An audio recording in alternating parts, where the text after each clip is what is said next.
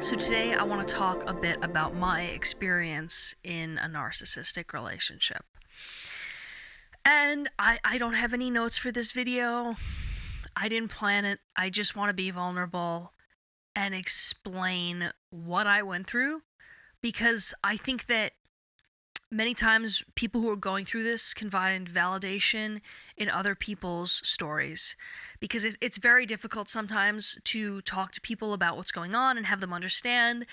But sometimes you can hear what other people went through and realize, oh, okay, that's what I'm going through, and you see the way in which they frame it, and they're, being honest about the fact that these relationships are abusive. And I think that can help people kind of put into perspective their own experiences and maybe help someone get out of their narcissistic relationship. That's my only hope for this video. So I'm willing to be honest and vulnerable and talk about this, just in the hopes that maybe this helps someone at some point, because this is honestly not a fun thing to talk about. If you've been through a narcissistic relationship, it's not a fun, positive thing. Like, I want to inspire people on my channel. I don't want to be a channel about narcissistic abuse. There are so many of those out there, and so many of them are great, and so many of them are very, very helpful, and some of them have helped me. I'll be honest about that. Like, I've watched plenty of the stuff that's out there, and it's really helped me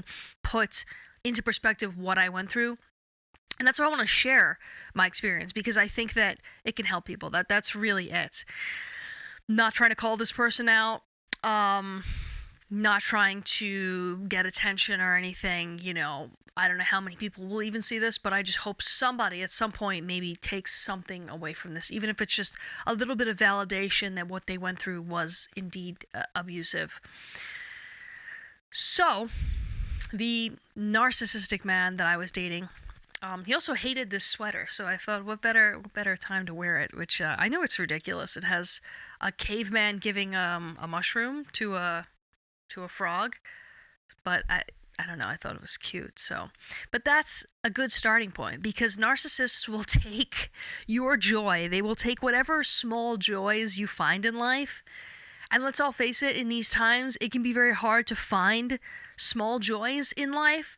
It can be very difficult to just hold on to the small amounts of joy that we have, because there's just so much happening in our lives. There's so much happening globally and in politics and at work and in our families, that if you have things that you're happy about, if you have hobbies, if you have clothes, if you have food that makes you happy, whoever you're in a relationship with should be happy to encourage you to celebrate those things, and should be able to celebrate those things with you, at least some of them. Like, they don't have to do all of your hobbies with you, right? Like, don't be attached at the hip. But if the person you're in a relationship with is putting down little things that you like, that is a bad sign. That's a really bad sign. Like, I just liked this sweater. I thought it was kind of cool. I thought the colors were kind of funky. I thought it was kind of fun.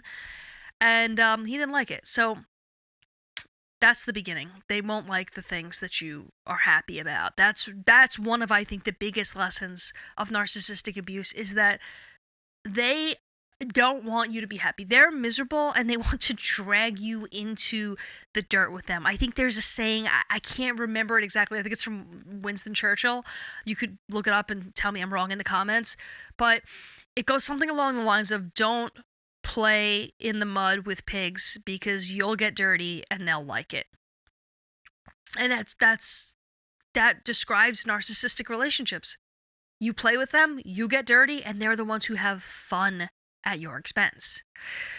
So I met this person, and first of all, lied to me about his age. So right away, like, lying before there's even any relationship there, before there's any even trust in the relationship. And that's what they'll do. They're going to lie to you from the very beginning.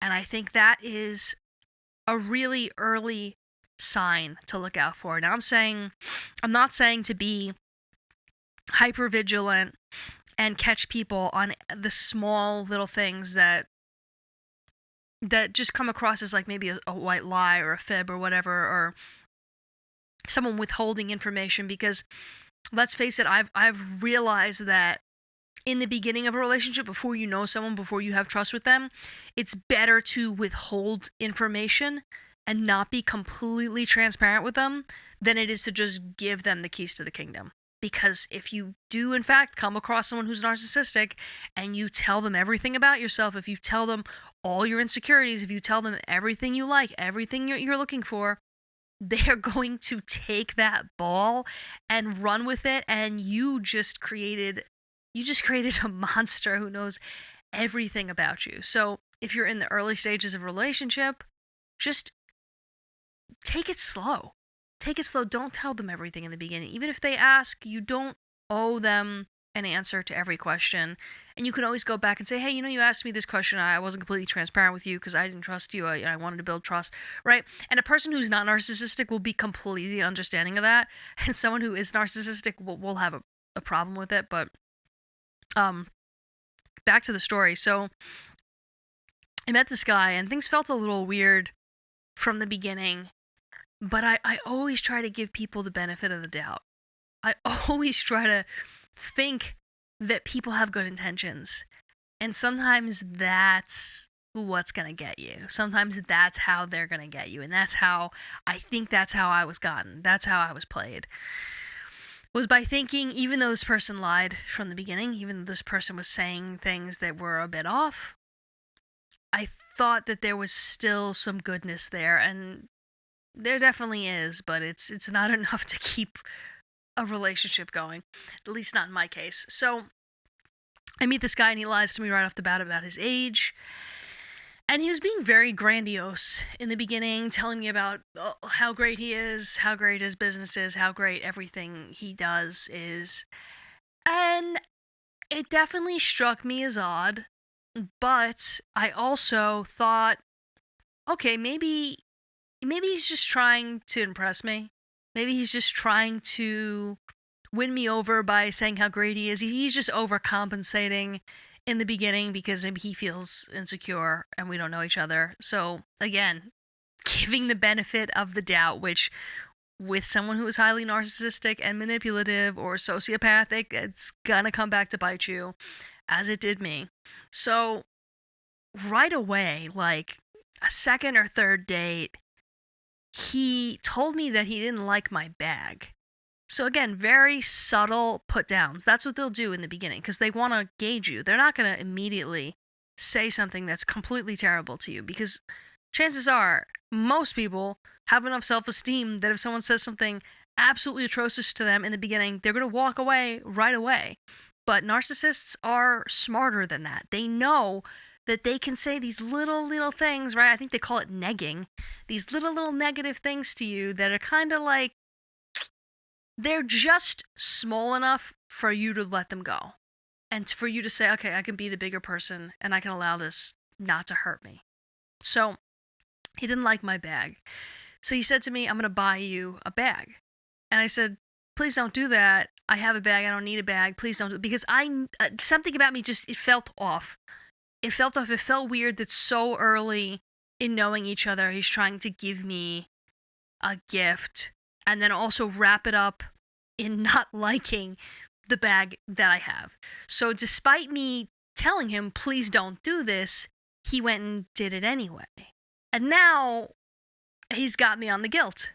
Because once someone gives you a gift, I felt a little guilty. I felt a little bit like, okay, well, I guess this person's being nice. I should try to keep giving them another chance. And again, the narcissists just know how to get you. There is a playbook that they are going off of. And if you don't realize it's happening, and even if you do, because it was a part of me that realized this is off, this is odd, but I just kept giving the benefit of the doubt. And so that was definitely a bit of a pattern, was him putting me down in small ways. And I brought this up to him at some point, and I said, hey, look, like, you're doing this to me, and this is not right. This hurts. And if you don't like me, then let's not do this. What's the point of this? But of course, they'll frame it as, oh, I didn't mean to do that. I'm so sorry. I didn't know that hurt you. That wasn't my intention at all. And it'll make you think, oh, wait a second. Okay, maybe I'm overreacting in this situation. Okay, because he made a comment about my hair at some point, about It's actually kind of funny now that I think about it. He said, "Who does your hair?" Now I'm self-conscious about my hair. He said, "Who does your hair? You have long hair, but it looks short." And I think I'm misquoting, but basically he was trying to say something negative, but completely, he just was trying to find a way to get away with it. He was just trying to find a way to say it in a very covert way that it goes right under the radar. And then I don't realize what he's doing. And I realized it right away. And I told him, like, yeah, this is, I don't appreciate you making comments like that about my hair. And I think I had, like, kind of written him off and stopped answering his calls. And then eventually, I guess he wrote to me or texted me, or he got me on the phone at some point and told me that I was, basically, like, told me that I was overreacting. And again, benefit of the doubt, just, again, thinking, okay, well, it is just my hair, and he didn't say anything too overtly mean, so I'll let it go. And that just starts it. That's just what gets the ball rolling, because it gets much worse from there. So what I found that happens, and what happened in this situation, was that they try to really capitalize on guilt and fear. So anytime that I wasn't doing, and control is the name of the game with a narcissist. They want to have complete control over you, and they start doing it in small ways. And the small way that he started doing it was with getting me a new bag, getting me to change my bag. And I think they test you in the beginning to see if you'll go along, to see if they could change you in just a small way. And once they realize they could change a little small thing about you, they start thinking, well, maybe I could change this whole person. Maybe I could make this person be what I want them to be. Maybe I can mold this person to be a part of myself. They try to consume you and make you a part of them. They do not care about who you are. They really don't care about getting to know you. They may ask you questions about yourself, but it's really just to get to learn how to manipulate you. And once they know how to do that, they'll completely stop being interested in you. And you'll notice that you'll have a conversation with them. You'll try to talk to them about things that you like, things that are going on in your life, and there will be no follow-up questions. There will be no interest in their eyes. Like, if you're talking to someone, you can see in their eyes if they're interested in what you're saying. You could see whether or not they're really paying attention. And that's, I think, one of the most painful things about having any kind of relationship with a narcissist is that they just give you no attention. There's just so much neglect, but it's neglect that's like behind this wall of care. They'll give you gifts, they'll give you compliments, but they're all so empty. And that's kind of what leaves you confused for a while, because you're like, wait a second, this person's complimenting me. This person wants to spend every second of time with me. This person wants to do everything together, yet something just doesn't feel right. And it's because they are trying to consume you and make you a part of them. They want you to do what they want you to do. They don't want you to have any individuality. They want you to be and do and say and act in a manner that they approve of and that isn't a part of who you are. They really are not trying to find someone that they're compatible with. They're trying to find someone that they can mold. They're trying to find someone that they can ultimately control. Control is the name of the game. Narcissists, unfortunately, don't want, I don't think they want love. I don't think they understand love. I think that love is far too vulnerable and painful for them, unfortunately. So they want control. And I noticed that in the relationship with him, anytime that I did something that he didn't like, anytime that I exercised my own will, there would be something that happened after that that would show how he was getting his control back. And I noticed this even in little ways. If someone said something to him that he didn't like, all of a sudden he would stop paying attention to them, or he would just get up and walk away. It was almost this immediate pattern that I started to notice, that if something touched him in the wrong way, if someone said something that hurt him, if he felt out of control, immediately he tries to do something to get back in control. So when we ended up breaking up, he wanted me to go to a party that he was having. And I genuinely, on some level, thought it would have been fun to go because I had known some people, like I had met people in his life, and those people were fine. I have no issues with them other than that they enable. Other people just don't fully see it if they're not around the person long enough, or if they're just friends with the person, because a narcissist is very good at getting people on their side and building alliances and getting these kind of minions and people who will say anything to them and will listen to them and will be empathetic towards them and will listen to them when things break down between the two of you, because they need someone to go and talk to say that they're the greatest thing in the world and that you were the one who screwed up the relationship, right? They constantly need validation. Constant validation.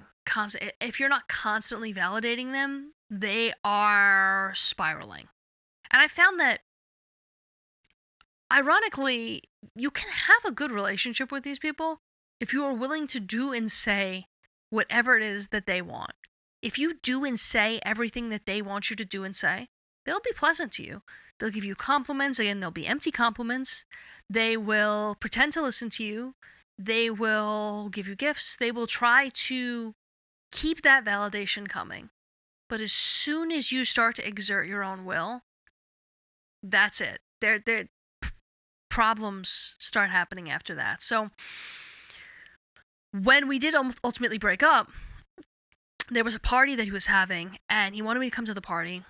And he and I had a few small arguments right before this party happened.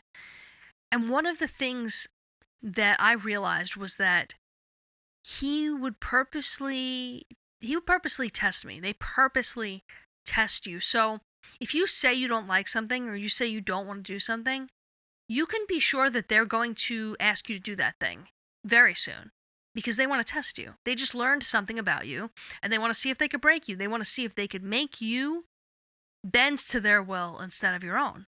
So it's going to sound ridiculous. It's a small little thing, but if you've dealt with a narcissist, you understand it. I told him that I don't really like grocery shopping. I said, it's just not a fun thing for me. I'd much rather just order the groceries online. And to me, it's not like I'm trying to be a princess or anything. It's just that it takes a lot of time to go through the store, to get all the groceries, to find all the stuff.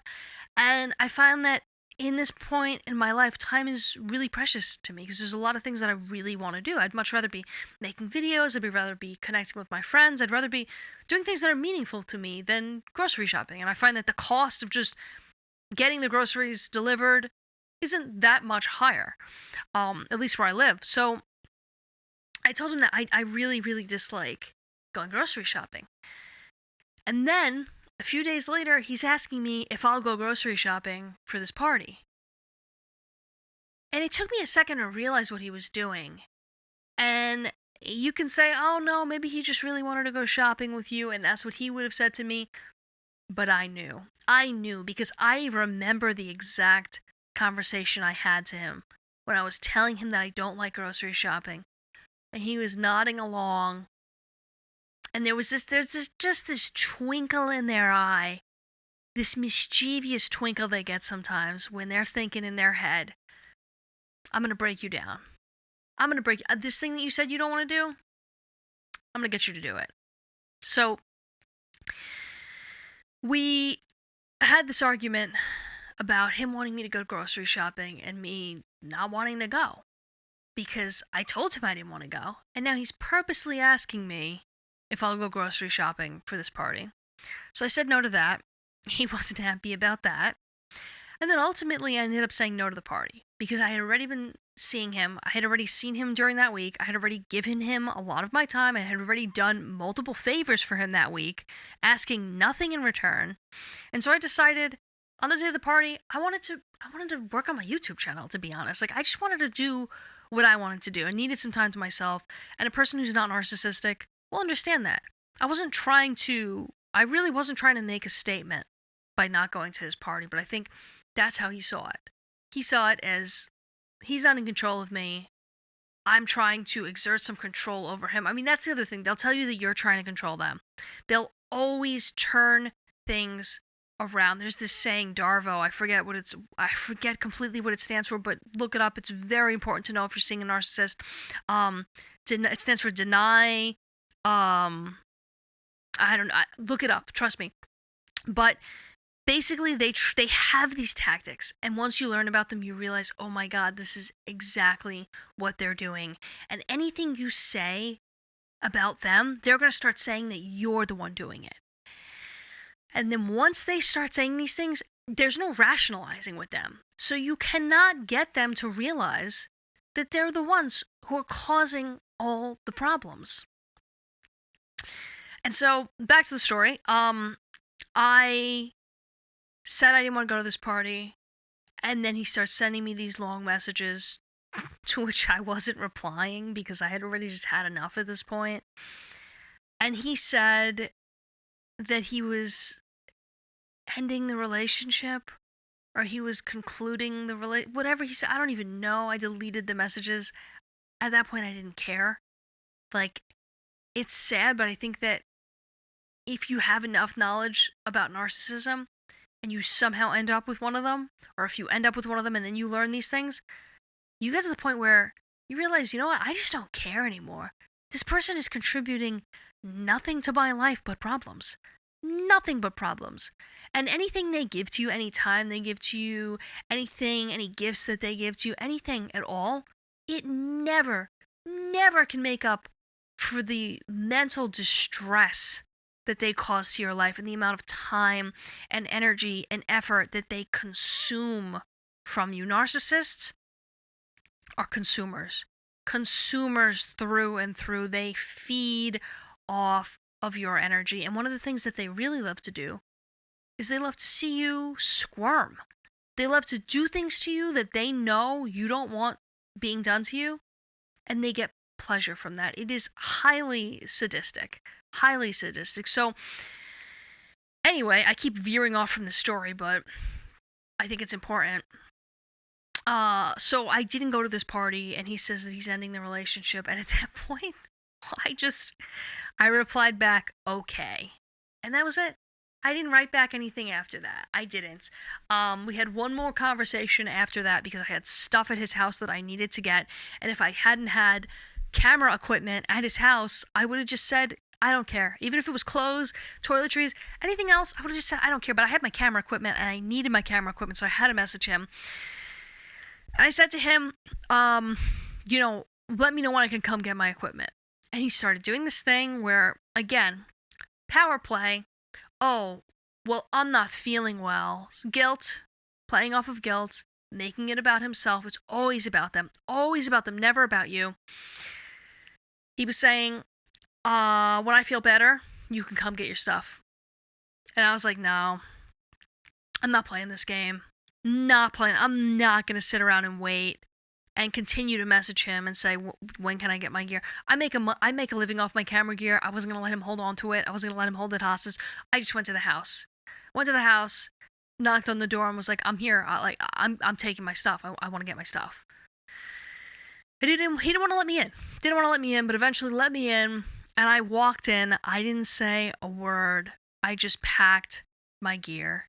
And he starts saying to me, as I'm packing my gear, that I have problems, that I'm mentally ill, that I need to see a therapist, putting in my face trauma from my childhood, just saying absolutely terrible things to me. And that's what a narcissist will do at the end of a relationship.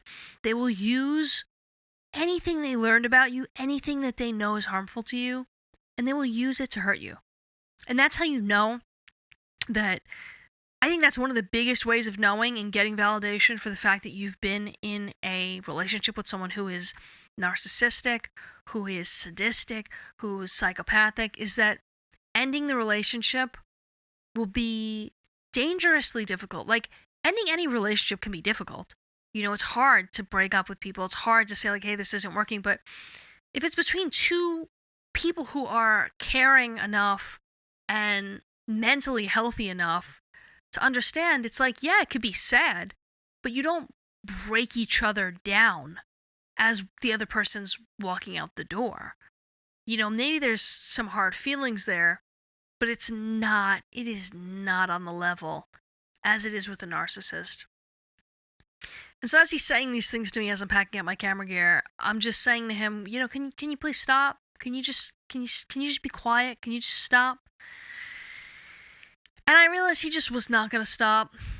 And I realized I'm just going to pack my stuff and get the heck out of here and never come back. And that's, unfortunately, the only way to go with a narcissist, because there's no talking sense into them. There's no truth with them. They really don't care about the truth. They live in their own reality. They build a fantasy in which they want you to live within. They want you to live within their fantasy of them being the greatest person in the world, of you giving over complete control of yourself to them, because they're so much wiser and healthier and wealthier and smarter and greater than you are, and they know better for you than you know for yourself. That's what they think. And it's not about you. You no longer exist when you're in a relationship with them. They want to consume you. They want to make you a part of yourself, a part of themselves rather. And they're just a bottomless pit.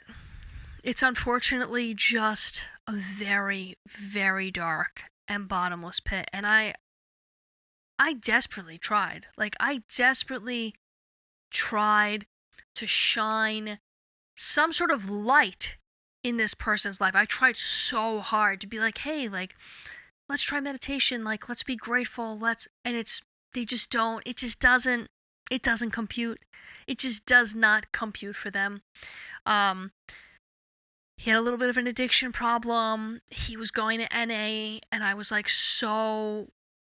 proud of him for doing that. I was like, wow, this is great that you're actually trying to get help. But as with any narcissist, it's all an illusion.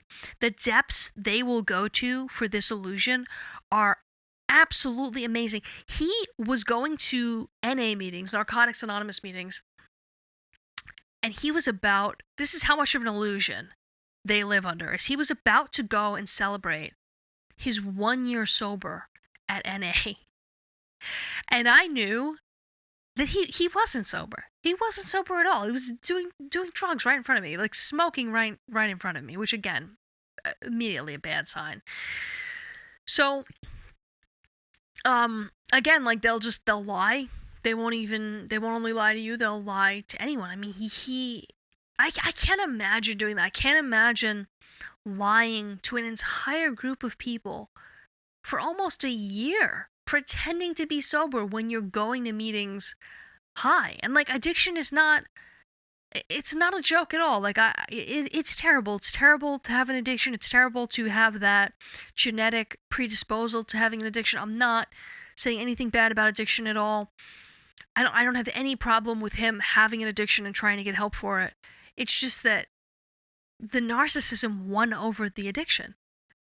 To not be able to be honest in these meetings, this is the place where you're supposed to be honest. This is the place where you're supposed to go to get help, and you're supposed to be honest. But the narcissism, again, won out. And it really, really, really showed itself to me when one day he asked me if I wanted to go to a meeting with him. And I said, you know what? This could be really interesting. Yeah, let's go to this meeting. So I go to the meeting with him, and the whole time it was the most ridiculous thing I had ever seen. He was acting like a kindergartner. I can't even explain to you. If I put this in a television show, you wouldn't believe me. So in this meeting, the meeting's going on, everyone's being very mature, adhering to the rules of the meeting that I'm unaware of because I've never been. So I was grateful. I was actually grateful for that experience because I had never been to one. And to me, any new experience is interesting. So I was grateful that he brought me. But I got to see that he wasn't paying attention at all. He was not paying attention at all. So while this person's up there speaking, being very vulnerable about their addiction, about telling the things that they've learned, about, the mistakes that they've made. I mean, this person was being so raw and honest that it's to me it would be insanely uncomfortable to completely ignore this person. But this guy was completely ignoring him, completely ignoring the speaker of this meeting, who was just being completely vulnerable and open and honest about their addiction. And he was shopping on his phone. He spent the whole meeting shopping on his phone and talking to his friend who actually seemed like he was trying to pay attention. And it was so sad to me. Like, I realized that there's like almost no hope for this person, because here he is going to meetings for years, and not paying any attention to them. Like, what is even the point? And I think the point is just to say that he's doing it. The point is to just keep up the charade, keep up the facade of being a person who's working on themselves, when in reality he wasn't doing that at all. And he very much wanted to stay the way he's always been and not change. It was very evident. And when we left the meeting, he didn't want to talk about it at all. And I thought it was so interesting. Like, I was dying to talk about this meeting, because I love that stuff. Like, this is what my whole channel is about. It's about like transcending. It's about becoming your best self. It's about dropping the parts of yourself that are not serving you. It's about working through your trauma. It's about literally everything that these meetings are about. And I loved it so much. And I tried to talk to him about it on the way home. And I was trying to say, oh, wow, this was a great experience. The speaker was talking about this. What did you think about this? I was just trying to have a genuine conversation with him. I was in no way trying to throw his addiction in his face. Like, I would never do that. And he got so mad. He got so mad that I was talking about what happened in that meeting. Like, he didn't want to. It was almost too real to actually have a genuine conversation about these things, about the addiction, about the meeting. He got so mad at me, he started screaming for no reason. Screaming for no reason. And then again, so this is how they use fear to control. So he wanted me to stop talking about the meeting, so he starts screaming. Again, fear to control. And then he starts driving the car extremely fast and then just slamming on the brakes. I'm like, what are you doing? This is extremely dangerous. Don't do this. Completely immune to me asking him to stop doing this and to please be safe. And that's a huge sign of narcissism. Your safety means nothing to them. Means absolutely nothing to them. If they realize they can put you in a dangerous situation to get you afraid, to get control over you, they will 100% take that opportunity. And a person who is healthy, a person who's not narcissistic, a person who actually cares about you is never going to do that. Is never going to put you in harm's way like that. Drive 100 miles an hour and then slam on the brakes and scare you. That is just that's not normal behavior. And I find that driving recklessly is it is a high sign of someone who is narcissistic. Because it shows they have no concern or regard for anyone else. They don't care that there's other people on the road, that there's other cars that may have children in them, that there's ambulances, that there's, cars with kids in them, that could be someone on the road who's drunk and could crash into them.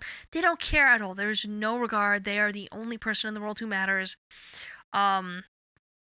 He would also park he just loved to park the car in places that were no parking zones or in spots that were not designated for his car.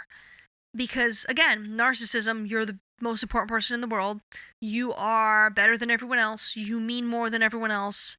Again, lines, he didn't want to wait in lines. He would just cut lines. I'm like, what are you doing? Like, get back here. Like, don't cut the line. That's insane. Just no regard. No regard for other people. And it's sad to say, but the same disregard they have for the general public, they have for you. Even though you're in a relationship with them in which you're trying to be nice to them, in which you're trying to give to them, in which you're trying to help them, in which you're trying to build some sort of love, some sort of care, some sort of relationship. Really, they don't care. They have no regard for that. So This video's gotten a bit long already, so I'll just tell you, just to wrap up, like, I have so many more stories. I don't want this to be a channel about narcissism, but I will continue to talk about this. If you found it interesting, like, leave a comment below, let me know, please, because I don't want to go on and on about this if it's something that people aren't interested in, because there's so many channels about narcissism out there. But if you're finding this interesting, I'll 100% talk about it more. Like, I don't care about being transparent at this point. It is what it is. I am who I am where I am, and if it could help people in any way, then so be it. Then it's worth it, you know, to have gone through these rough experiences. And I think that's an important part of going through a narcissistic relationship, and of, like, validating it, is, like, if you can use your experience to help someone else, then it just gives you a little bit more comfort in that you went through that. It helps you have a little bit more meaning in your life.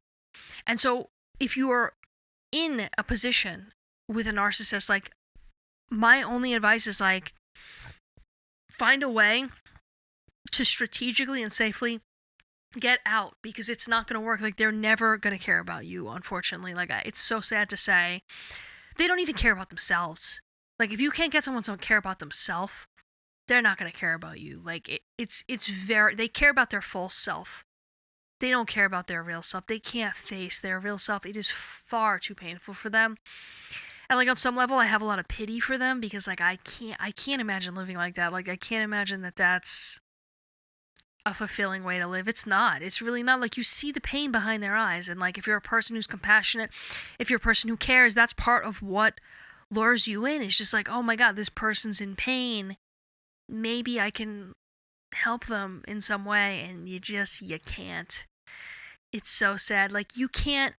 I think on some level you can help them, but what happens is you lose yourself.